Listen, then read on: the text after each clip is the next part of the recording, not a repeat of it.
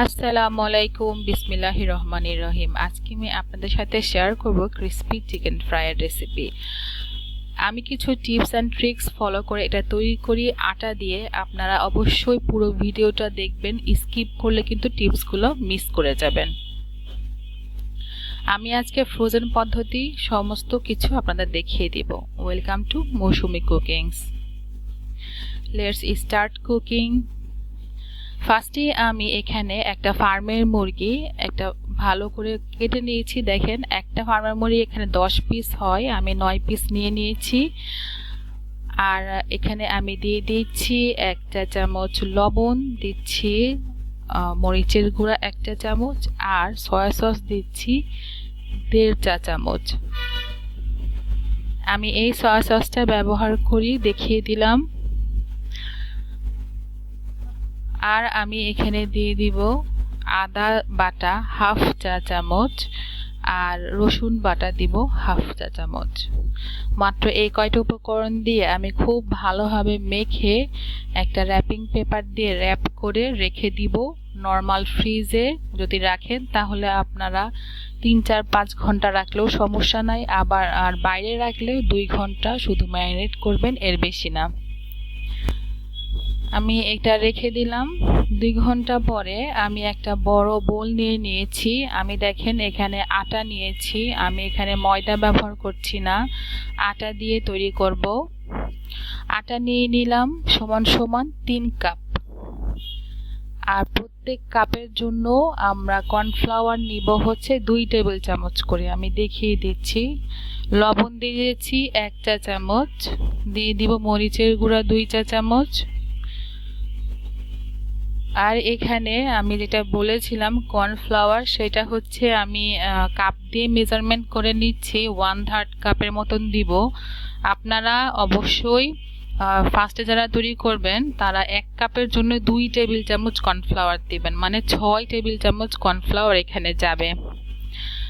KFC বলেন আর BFC বলেন, যেটাই হোক, নিজেরা তো যদি বাসায় তৈরি করি তাহলে টেস্টটা অনেক অনেক অনেক বেশি হয়। কারণ হচ্ছে আমরা আমাদের নিজের মতন পছন্দ মতন লবণ বলেন, স্পাইসেস বলেন, অ্যাডজাস্ট করতে পারি।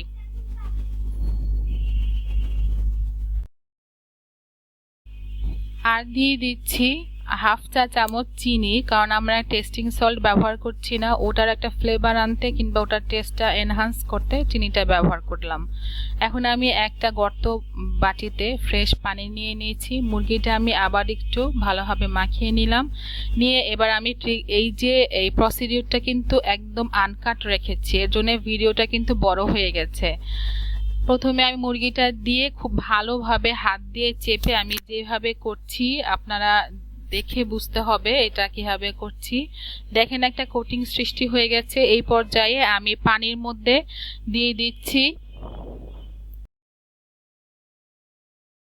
পানিতে দিয়ে দিলাম। যতক্ষণ বুদবুদটা উঠতে থাকবে ততক্ষণ এটা পানির মধ্যে থাকবে। আর একটা পিসও আমি করে নিচ্ছি, প্রথমে ভালোভাবে কোট করে নিচ্ছি, দেন আমি এটা আবার পানিতে চুবিয়ে রাখবো। যতক্ষণ বুদবুদটা উঠবে ততক্ষণ পর্যন্ত পানিতে থাকবে।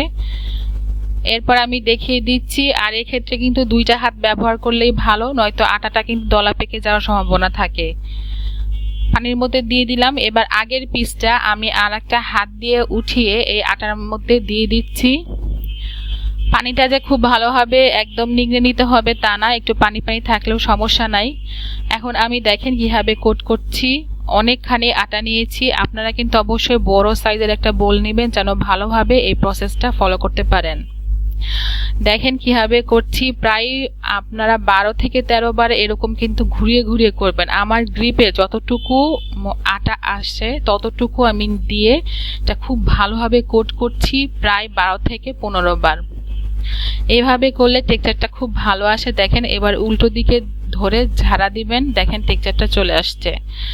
এখন আমি একটা স্ট্রেনারে রেখে দিচ্ছি।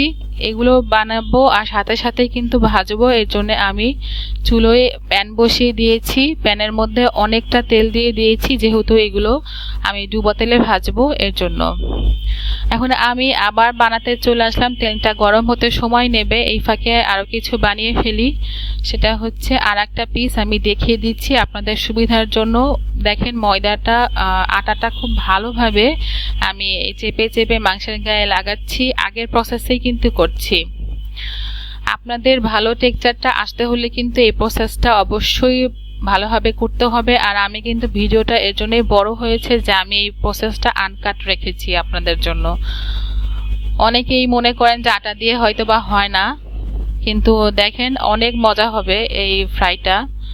এরপরে আমি একটা স্ট্রেনারে রেখে দিলাম। এখন আমি তেলটা চেক করে নিচ্ছি, একটা তেজপাতা দিয়ে চেক করছি। তেজপাতাতে দেখেন একটু বুদবুদ উঠতেছে, তার মানে হচ্ছে আমার তেলটা পর্যাপ্ত পরিমাণে গরম হয়েছে। এখন আমি এই ফ্রাইগুলো এখানে দিয়ে দিলাম। আমি আপনাদের ফ্রোজেন পদ্ধতি সহ বলে দিচ্ছি।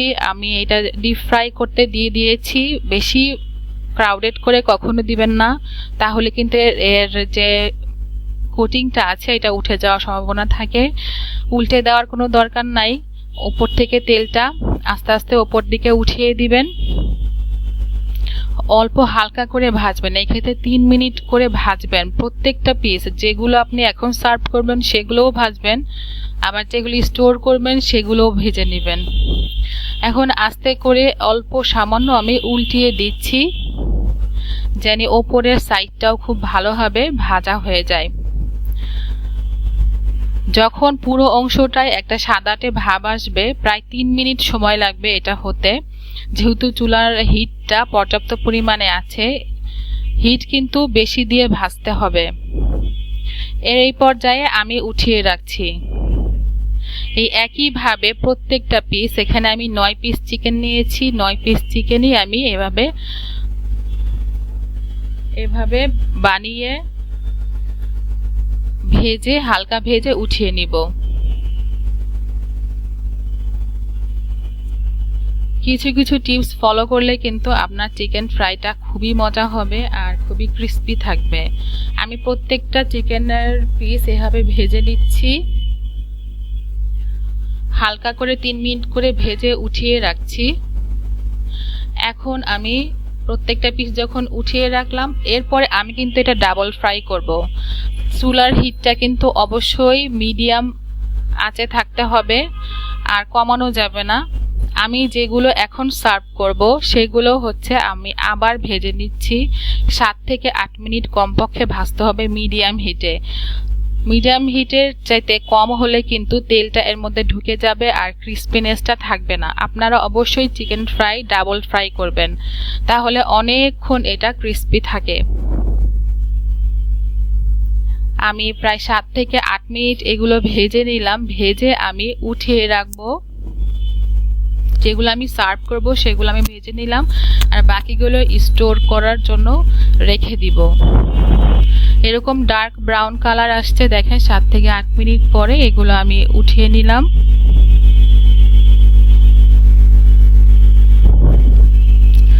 এখন আমি আপনাদের দেখিয়ে দিচ্ছি। এই যে দেখেন, এইগুলো হচ্ছে আমি এখন সার্ভ করার জন্য রেখেছি, আর এগুলো আমি ফ্রোজেন করব। আপনারা নর্মাল ফ্রিজে ফ্রোজেন করতে পারেন, ফ্রিজে রাখতে পারেন ম্যাক্সিমাম 2 দিন, আর আপনারা ডিপ ফ্রিজে ফ্রোজেন করে রাখবেন ম্যাক্সিমাম 7 দিন। তার বেশি রাখলে কিন্তু এর যে কোটিংটা আছে টেস্টটা কিন্তু খুব বাজে হয়ে যাবে। ভাজলে পরে তেলটা ঢুকে যাবে ভিতরে।